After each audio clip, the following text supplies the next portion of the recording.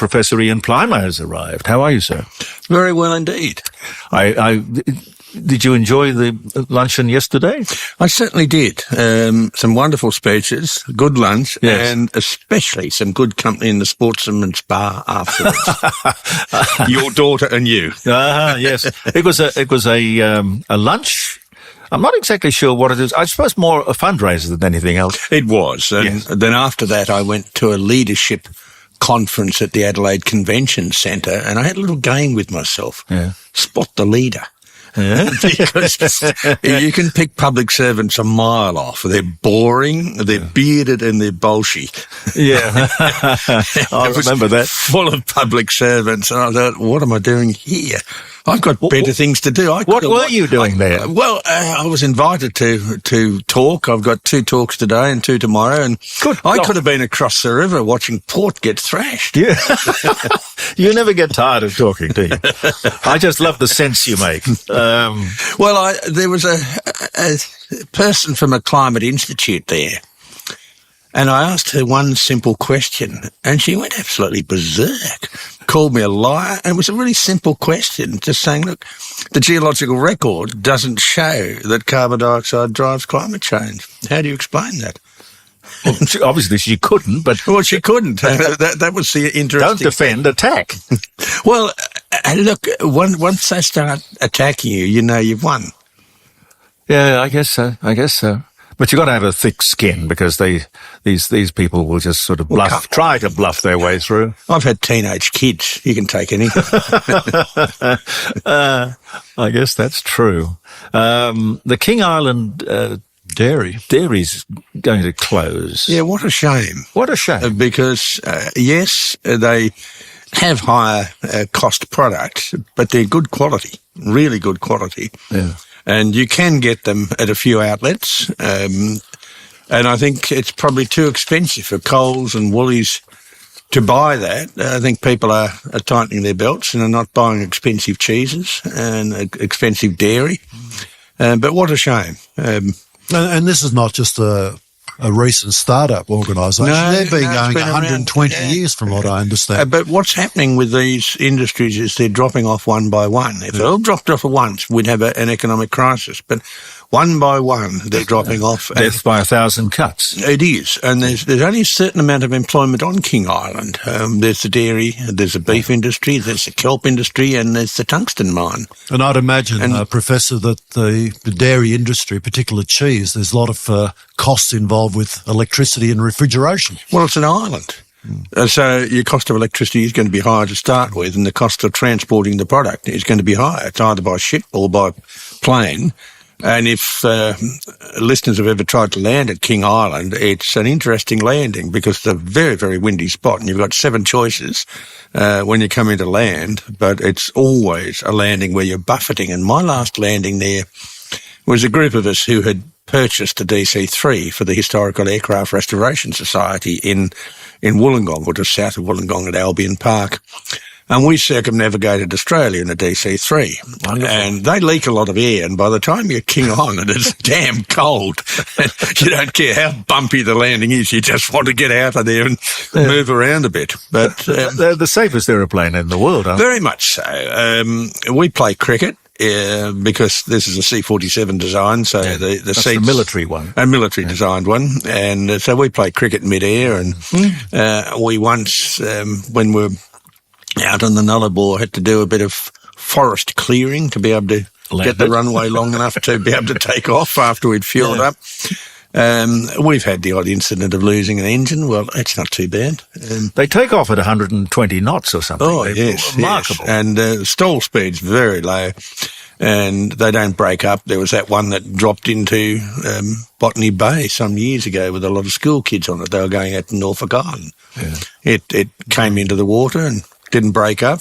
A very, very safe plane and huge wingspan for such a small plane. And they're a prop jet, aren't they? Yes, turboprop, yes, and radial engines, which is a beautiful noise. And they were the plane that brought in the coal into East Germany when the wall went up. And when there was an effort to completely isolate West Germany.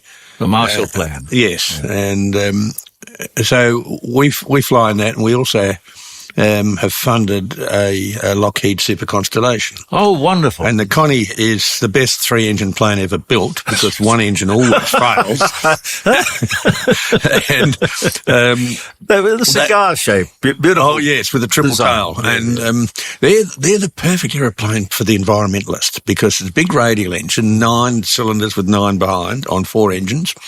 And they have a flight engineer who checks how the spark plugs are going and all sorts of other things, and a flight crew of a pilot and a co-pilot. Can they climb out on the wing and make adjustments if they have to? Right. And when you take off or when you start it up, the oil has dropped to the bottom of the engine, and so you burn off about 4 gallons of oil when you're firing up the engine, and you've got to fire it up rich. So there's this 10-foot sheet of flame coming out of this great cloud of burning oil. It's really very spectacular.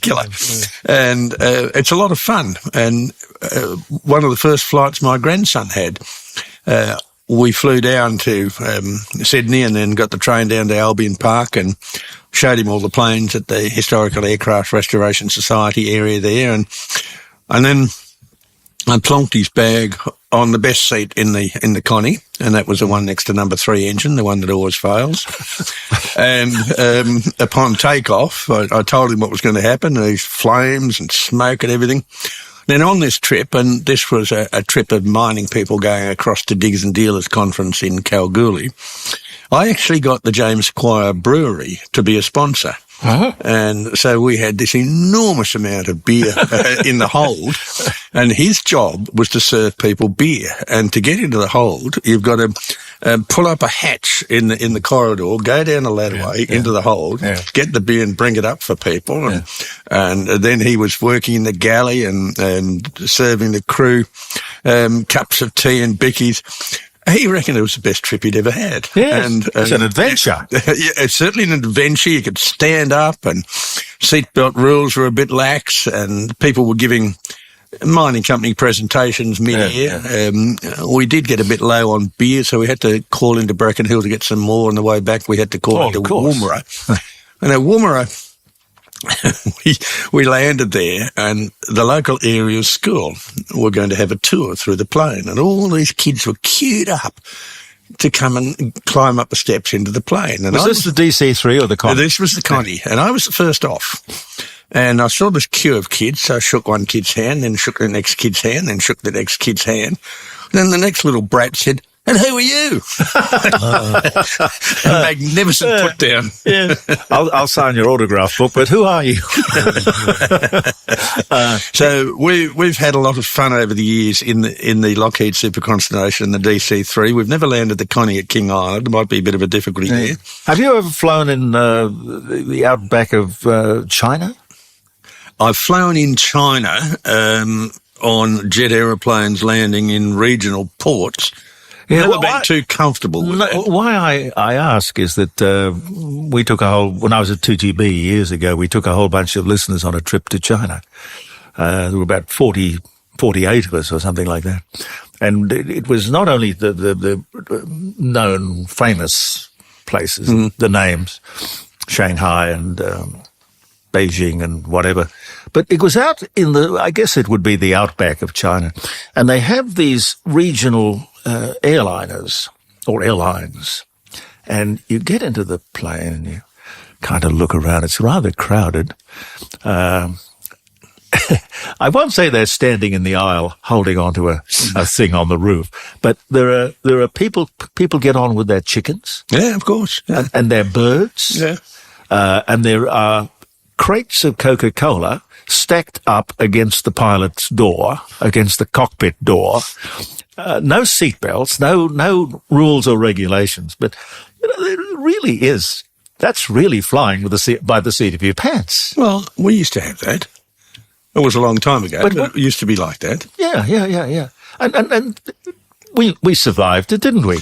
Well, and it was fun. We're the ones that are alive. Those that aren't alive didn't survive it, and they can't argue. But Western China and Mongolia have the equivalent of the Royal Flying Doctor Service. Oh, really? And there are some very isolated areas there, and they're able to bring people in for medical treatment. So they've copied what Australia did. When a DC-3 lands, I've only flown in one once. And it comes on even.